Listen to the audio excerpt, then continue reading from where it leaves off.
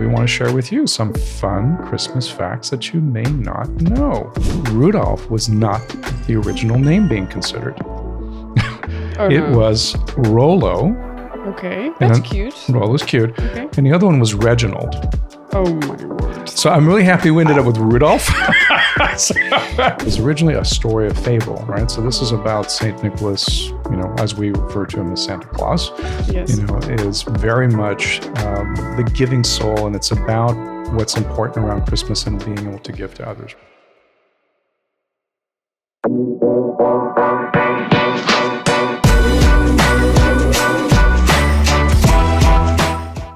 Ho, ho, ho, everyone. Welcome to the Munch Corner. We are your hosts, Savannah, and my wonderful husband, Omar. And this one is being taken over by my husband. Normally, it's me. Normally, the creative side, which is mostly from Savannah's side, will be here. But today, I'm going to do... to sit back She gets to sit back and enjoy her tea. The reins are over there. No pun intended. No pun intended. Reindeer, This is one of our favorite times of the year. And we want to share with you some fun Christmas facts that you may not know. Oh, this is going to be a good. So we're going to go through a few of these and we're going to see what Savannah thinks. So there's a fun part about this is you're also taking a look at also how different places in the world celebrate Christmas a little bit. Okay, Savannah had her reaction. She does not know what that tea is. What is this tea? Well, this is one of our fun August tea collections. Can you guess? No, I cannot guess the tea. Okay, I'm not going to blame her for not guessing. This one's more complex.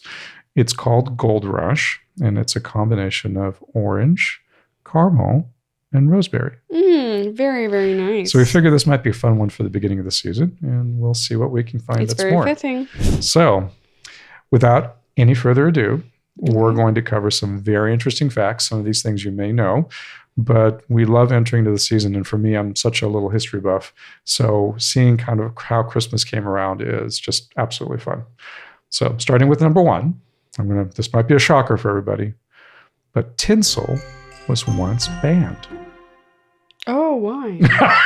Is it because of what it was made out of? It's exactly what it was. Okay. So tinsel was introduced apparently around the 1600s in Germany. So we do get a lot of our Christmas traditions from Europe, and it's not too unusual considering we've had the influence of the United States, but then Germans have gone around the world as well, and they've carried some of those traditions, and they've turned into a lot of English traditions, which in turn have turned into American traditions. And then, of course, we take it to a brand new level as Americans, and then you can tell us what you think about how it would be in South Africa. So why was tinsel banned? So tinsel was banned because at one time tinsel was actually made of silver. Literally silver. Wow. Not the stuff we see on our trees. That's good stuff, huh? Well, it was really good stuff. Yeah, I mean, can you imagine? So at one time it was banned in the United States because it contained lead.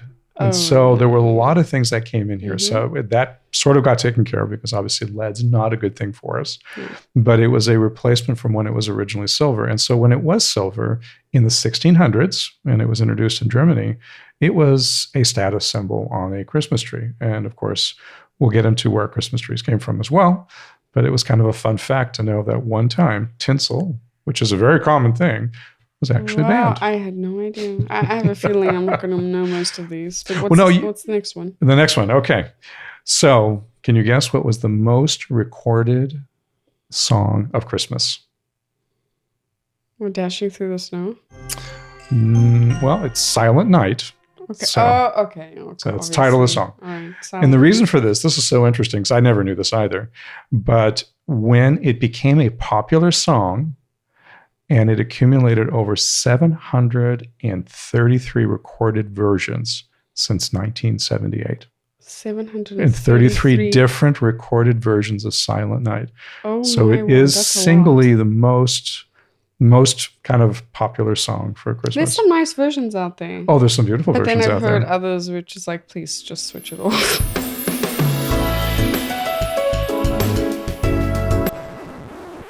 Yeah, there's other songs that have been transformed that don't quite make it. But this one I think is a classic and it's beautiful. As a little tiny side note, I just thought this was funny. It's not part of our list. Jingle Bells is the first Christmas song that was played in space.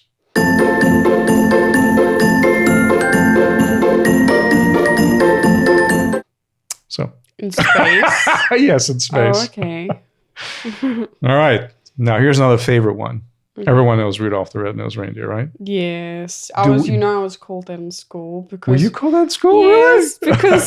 because when it was like winter and like really cold, my nose always goes blood red, like compared to the rest of my face. And then it's like, hi, Rudolph. It's like, really, guys? It's okay, Rudolph the Red-Nosed Reindeer. But you know what's really funny about your story? Is that is the origin of the story. Oh, really? Okay. All right. So this is actually kind of a lot of fun. So most of us would never know this. Rudolph the Red-Nosed Reindeer was a marketing tool developed by Montgomery Ward department stores. And it was put originally by essentially the illustrator, Robert May, in 1939. The fun part about it is it was created as a coloring book for kids that could be entertained and come to the store. Oh my gosh. And it's the story from, again, where we're talking about the illustrator here, about being a little bit bullied.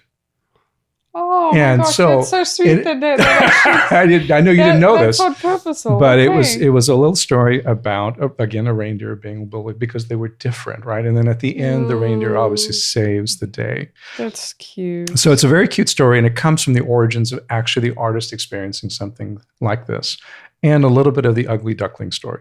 So you have kind of just got a warm, fuzzy feeling in my chest. So it's very sentimental to see this. But I do want to say that it was really fun that Rudolph was not the original name being considered. It was Rolo. Okay, that's cute. Rolo's cute. Okay. And the other one was Reginald. Oh my word. So I'm really happy we ended up with Rudolph.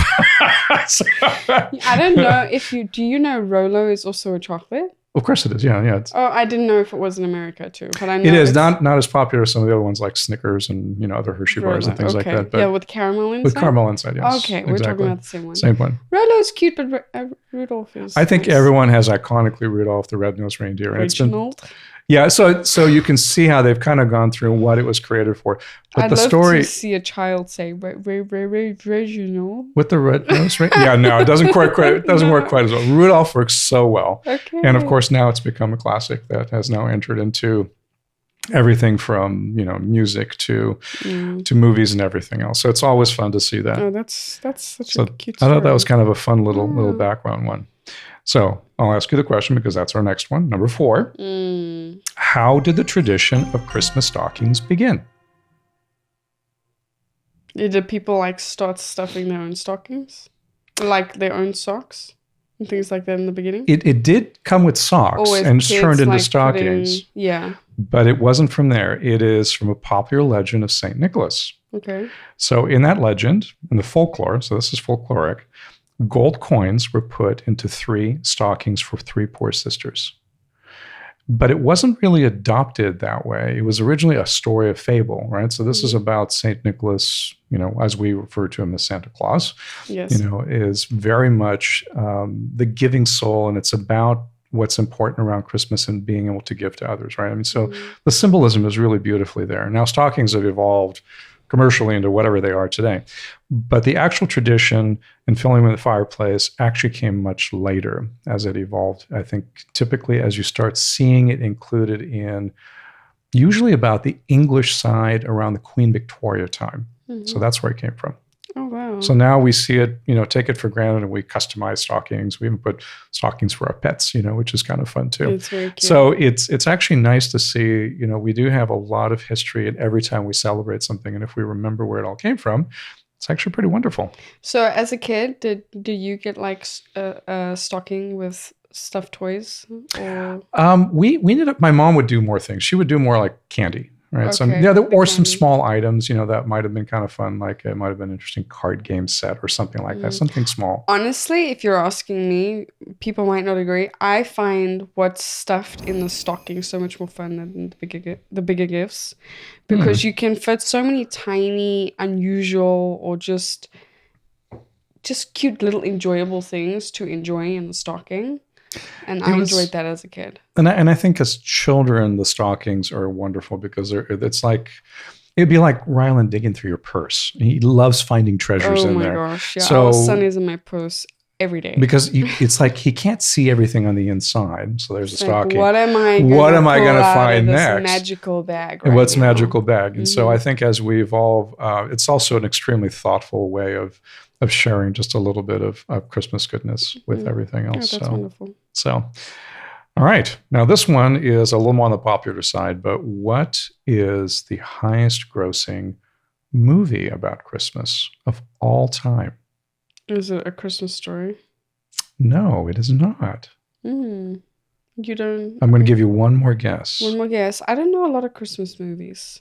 It's not Elf on the Shelf, is it?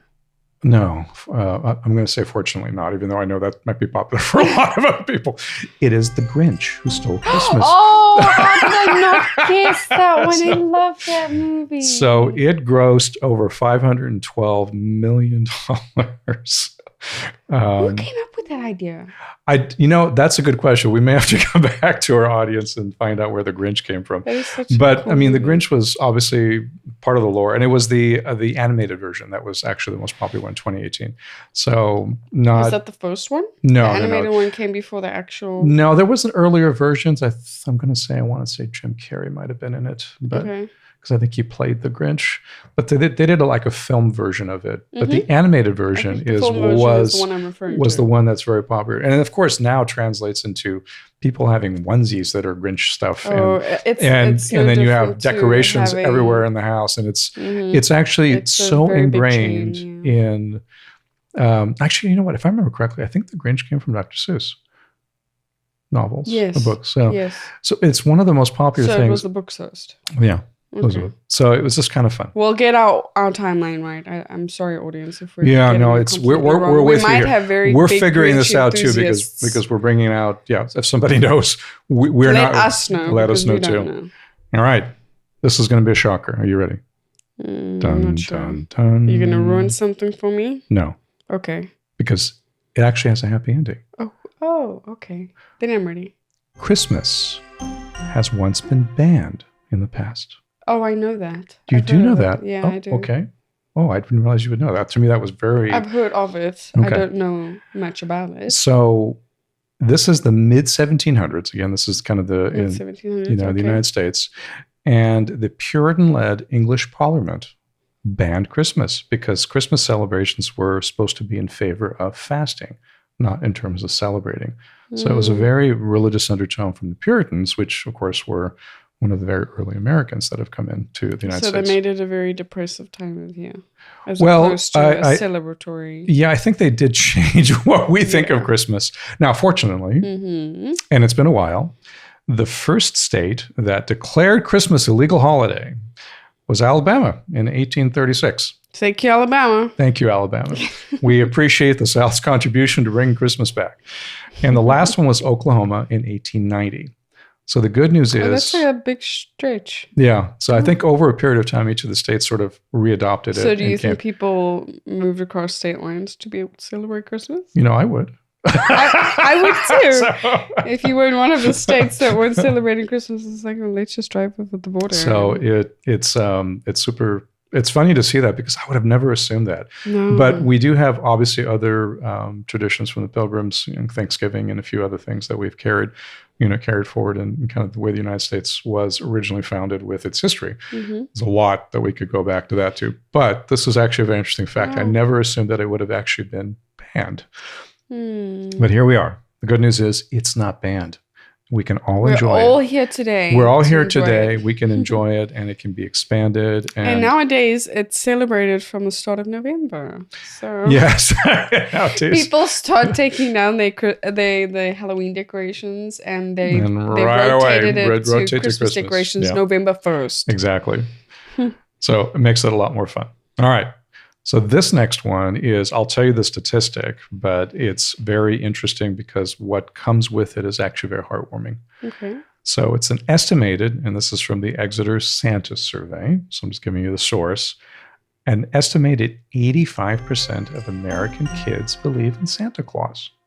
Oh, does it say from what age? It does not say from what age, but the average age is they stop believing around 8. So anything earlier than that, I don't know exactly when they start, but usually at least till 8. So this is good news for our little ones, right? That statistic is as of when? As of the 2018 poll. Okay. So I'm sure it's a it's few years less back. now, unfortunately. No. We're going to keep hope here. No. Sorry, it's much higher. 95%. No, let's not go to that extreme. Okay. However, 88%. However, that being the case, it's a wonderful statistic. Oh, that's wonderful. So this is the part that I love also. Mm-hmm. So people kids, these little kids that believe, want to write Santa a letter. Oh, yeah. We've covered some letters before. That's very cute. So it is estimated that Santa, from the end of November through December, receives around 32,000 letters per day. Wow, per day? Per day from these kids. Oh, and to me, that's so heartwarming. Can you not just picture when you hear that, these letters being put in like the back of the reindeer? Yes, to absolutely. be delivered to Santa. Isn't that such a heartwarming feeling? It is. And it just makes your inner child just giggle and want to burst out. So let's get even warmer here with this. So there is such a thing as Operation Santa. Mm-hmm. And Operation Santa is run by our wonderful postal service. Mm-hmm. And so what they do is they have a lot of volunteers that work for the postal division. Mm-hmm. And they write back. They do write back? Yes. I knew Operation Santa existed. I didn't know they wrote back. So they actually take the time. So my hats off to these amazing... Can we be involved in stuff like this? Probably, yeah. I think they would probably look for volunteers. Nice. So we can't tell the kids, though. No, of course not. It has to be like a secret operation. Yeah, it's a secret operation. That's why it's called Operation Santa, right? So otherwise we have to give it a different name. Something else like Operation Munch Corner. So, let's create something new here. Something new here. So that's absolutely wonderful. And so this is like a big thank you to our wonderful postal people out there that do take their time, and the volunteers that take time to create the magic with kids. So, all right, here's another fun one. Candy canes. How far back do you think they dated as a tradition for Christmas?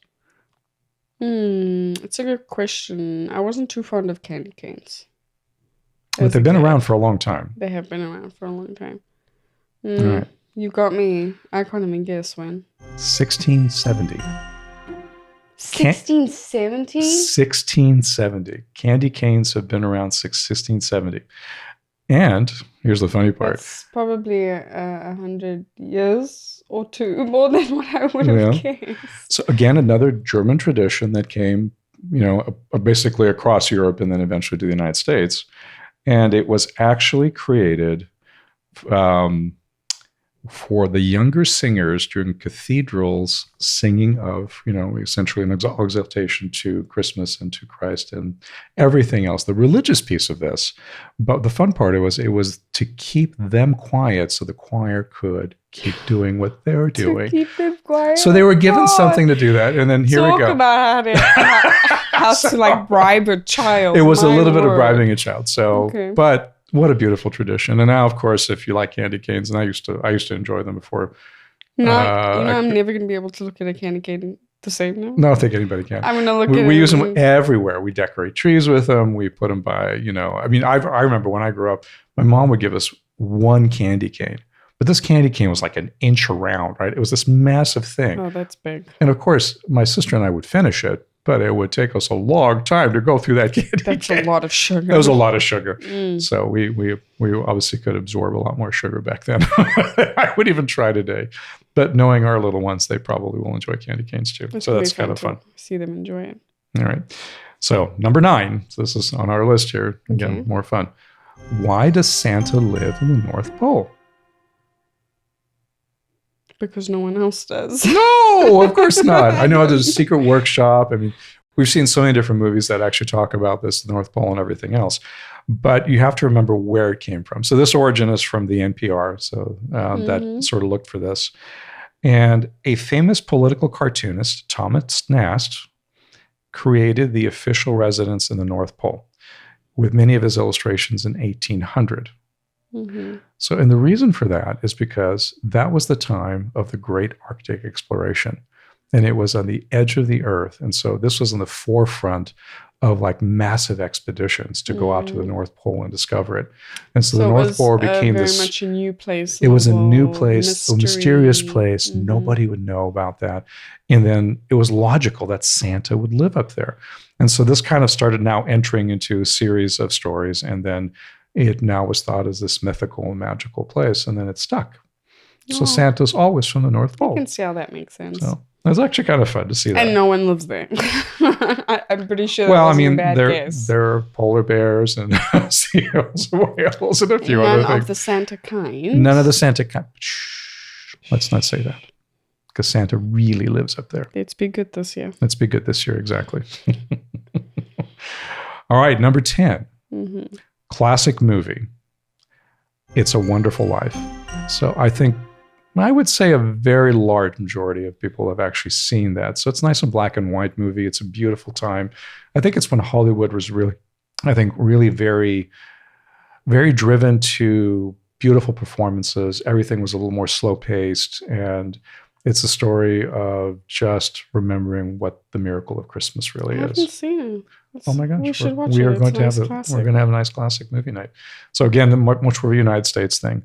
But as much as it is one of the most enduring classics, it was a box office flop. It never made it when it was made. So it was made in the 1950s. It made it later. When it was in 1974, when it was finally no longer copyrighted, then the TVs picked it up and it became an instant classic. Oh, well, I hope the actors and everyone who was involved in that was able to reap the benefits of that. 24... How many years later? Well, I mean, it was 1974, so I'm going to say it was probably 20 years later. About 20 years. I think that's how long these copyrights typically last. So about 20 years later. So this classic American, beautiful movie about what Christmas means in it's an amazing way. And again, for those of you who like classic movies, the black and whites, which I really do enjoy, they're just something different about how it was made back in, call it the old Hollywood versus what's new. Talk about a happy ending eventually, but gosh, I do hope everyone was able to get what they could out of that movie. This production.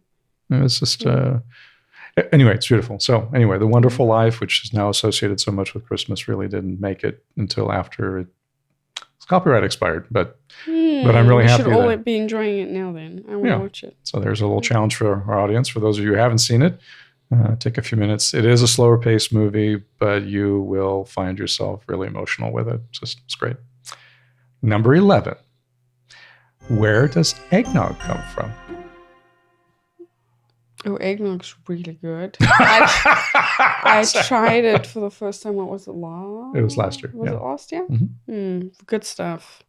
I don't know where it came from. Did it come from Scotland or something? No, I kind of wish it would, because it would have probably been infused. It's American? It is not American. Oh, it's not American either. So according to Smithsonian, so this is the origin for that, most historians will agree that eggnog is a descendant of a medieval British drink called posset, which was made from wine or beer, cream, sugar, and eggs. And so it carries forward from... So we have the British to thank for that. We do. Okay. Yeah, so it's an old English tradition that came and sort of moved its way over and got added to our fine repertoire of things for Christmas. Oh, wow. It's very tasty. And when we say medieval, we're going back hundreds of years. So that... But before I even had eggnog and heard about eggnog, it's like my stomach would curdle, because the idea of like egg and cream, and it's like, why on earth would I have that? Oh, you gotta have to add not for the kids, obviously, but when you throw in a little bit of rum into it. Oh, it's so cozy. It's very cozy. And that's a perfect place for a fireplace, and you have that, and it's just one of those things. And I love making it from scratch. So the stuff from the store is good, but... And why are you giving me the stuff from the store when you can make it? Because I didn't get a chance to make it last year. This year I will make it for you. The clock is ticking. So now I have an online commitment here that you will have homemade eggnog. Homemade eggnog. Yes. That'll be fun. It'll be very good. So, and then the other thing that I couldn't do for you last year, because it is made with raw eggs. Somebody who was pregnant, probably could not have it Yes. for a while. So now I can. Now she can. Now she can take these big risks and have homemade eggnog. So number 12, how did the tradition of Christmas trees begin? This is actually a very interesting one as well. I have no idea. You have to tell me. So History Channel again. So this is our source. Germany started the use of Christmas trees in the late 16th century. So you can see how far back this goes. This is when Christian families set up trees in their homes and decorated them with lighted candles, and they also decorated them with apples. So I will hand my hat over to the person who thought to chop down a tree outside and bring it inside. But this is the interesting part about the origin. So the origin actually dates back much further. So the evergreens, the modern tradition can trace its earlier pagan and medieval customs of decorating an evergreen tree to symbolize everlasting life. And so during winter, the evergreen tree was brought in to create the sense of abundance during one of the hardest times of the year. So you can imagine Germany, Very cold and everything. Yes. It's very symbolic. So in the 19th century, the practice was popularized in England, and hence back to us, when German royalty, which I know may seem a little odd, Queen Victoria and Prince Albert at the time, actually started showing it. So people started seeing it. So they had, and of course, they were not any photographs or anything like that at the time that was done, but there were renderings that were put into print that showed the Queen and the royal family enjoying a Christmas tree. And then it caught on. And then now the Christmas trees kind of moved their way over to us. And we have taken them other places, and then they have circulated back across the world, and people love having Christmas trees. So it is a very interesting and beautiful tradition to try to show during the winter months that life is still absolutely beautiful.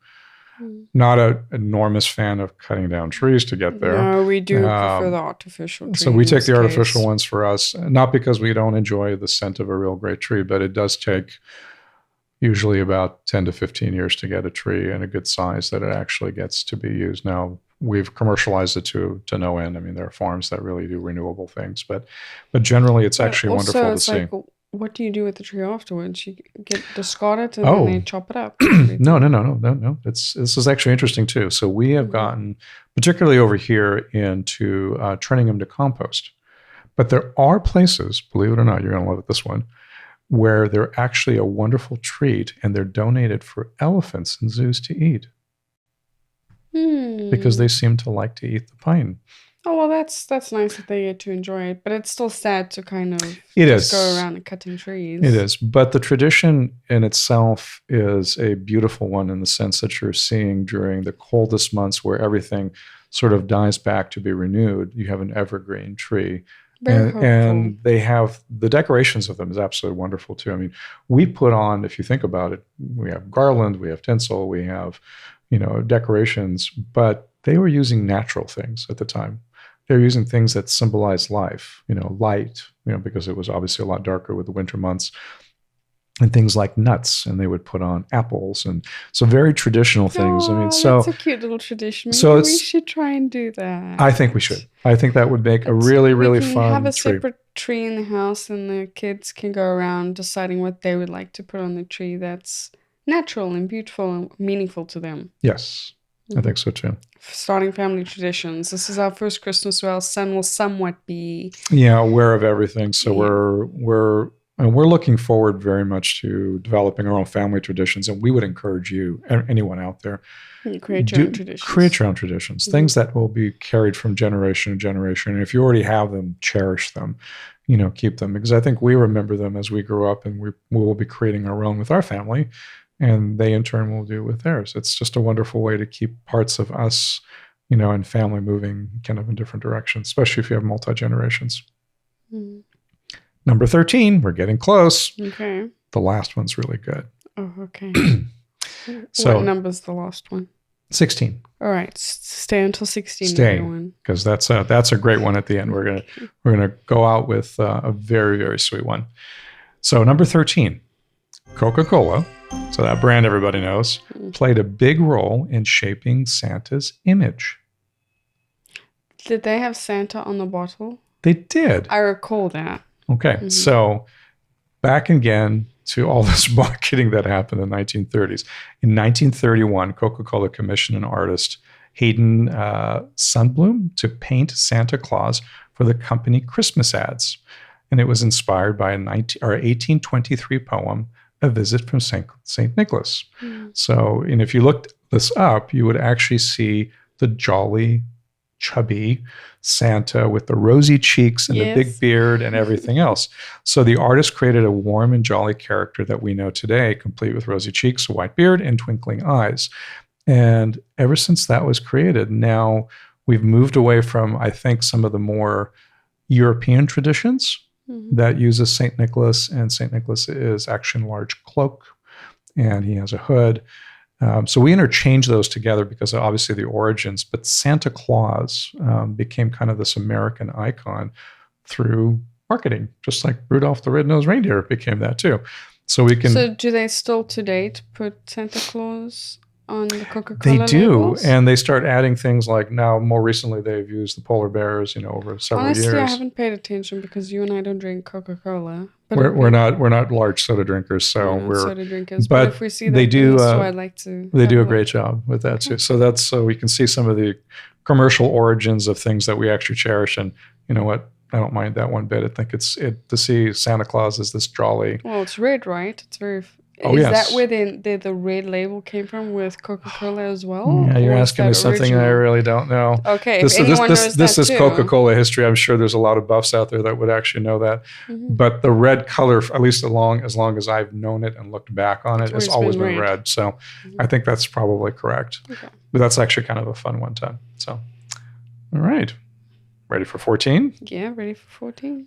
Which fairy tale inspired the gingerbread houses that we have with our Christmas decorations? Which fairy tale? Yeah. So we're going to go back to Germany yet again. Okay.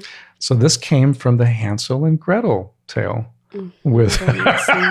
And so this was incorporated in part of the publication that we have seen through the Brothers Grimm that they're essentially collected folk tales from Germany so they could not lose them because they were always an oral tradition. And so Hansel and Gretel happens to be one of them. And this was added in 1812 in their first book.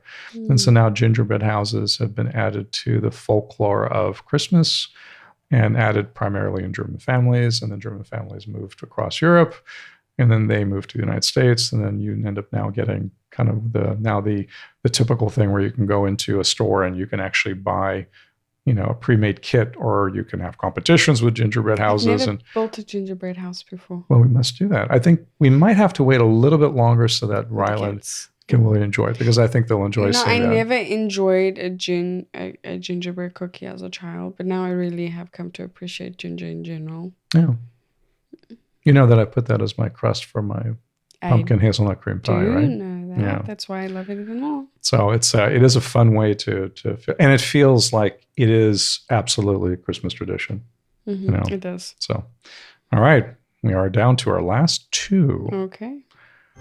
Why do we leave milk and cookies for Santa? Because he's very hungry from his travels. Yes, but that's not its origin. So we obviously we translated.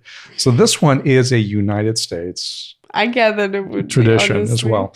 So its origins actually come through the Great Depression, which is the 1930s. Right? So you have to remember when that happened. It was right after the 1929 stock market fall, and then the Great Depression fell afterwards. And it was an attempt for parents to still encourage their children to be charitable in the face of very, very big hardship. And this was a very difficult time in the United States, economically and everything else. Really came out of the Big Depression because of World War II. So from a historical point of view, but it's definitely a wonderful American tradition. And now it's been incorporated where, the reindeer or Santa needs a little snack as he's traveling the world, delivering little presents all in one night for the kids of the world that's so beautiful. So it's a cute little one. So I actually did enjoy that, to see where it all came from. So this is where we actually create our own little traditions like we were talking about. All right. Here's our last one. Again, one of my favorites. Why do we kiss under the mistletoe? Oh, why do we kiss under the mistletoe? Did you not know about this tradition? No. Oh my gosh. Okay, so it's like almost in every single Christmas movie. No, I know that, but I don't know the reason behind it. Oh, the reason. Okay. Okay. So this again goes back to our roots to Europe. So the popular tradition has its Norse mythology roots. And so so when we talk about the Norse, we talk about, this is, I guess, northern countries, we call it Sweden, Norway, but the Germanic culture in general, which would, of course, carry over to Germany and Denmark and a few other places that carry that culture. And so Frigg, the goddess of love, promised to kiss anyone who passed under a berry-laden plant because it saved her son's life. So this comes from an old Norse mythology piece. And so now it wasn't until the 18th century that it became kind of mainstream. And again, it was picked up through England as being a little more in the Victorian era. So it's almost like a kiss of gratitude because of what it did for her son? It is, but it's become a very romantic thing. Right? I know and so from there, its origins sort of changed into what it became today, which is if the mistletoe happens to be there. I never would have guessed that. So I'm going to have to put it in every room in the house.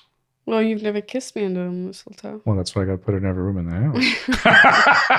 I know it's very common for people to put it like above the threshold of a door. Well, if you want to kiss everybody that comes in the door, I suppose. No, not necessarily when that comes in the door. But it is, yes. Actually, good spot to hide it. It's been incorporated, and oftentimes it's a holly bush, I think, at this point, where you have those beautiful green leaves and the red berries that are on there. But it's also a beautiful, I think, but an older tradition that has made its way all the way through and changed and evolved into, I think, what we see today. Well, it's amazing on how much more appreciative I am of this time of year, just knowing these little facts. Me too. I mean, I think looking at that, and I love history for those of you who haven't picked up on that yet.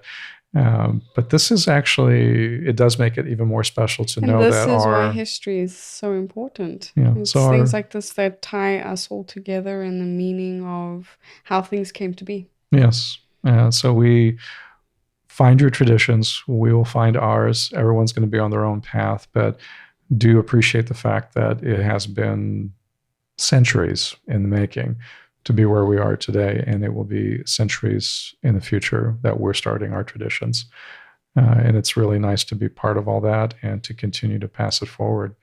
So these are all really beautiful parts of Christmas, and so we thought we would start this wonderful season with now seeing a little bit of some facts on it.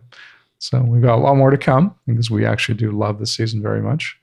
We definitely appreciate you joining us, and I love seeing a smile on Savannah's face when I told her about the mistletoe. So there's a few wonderful things that you've brought up over there. So I'm glad I could allow Omar to put things together, and I could just sit and enjoy. And I really did enjoy this. Okay. So we'll do this again. Me. Well, it's very please have me again. Sometime, hold on. The kiss. The kiss. Why not?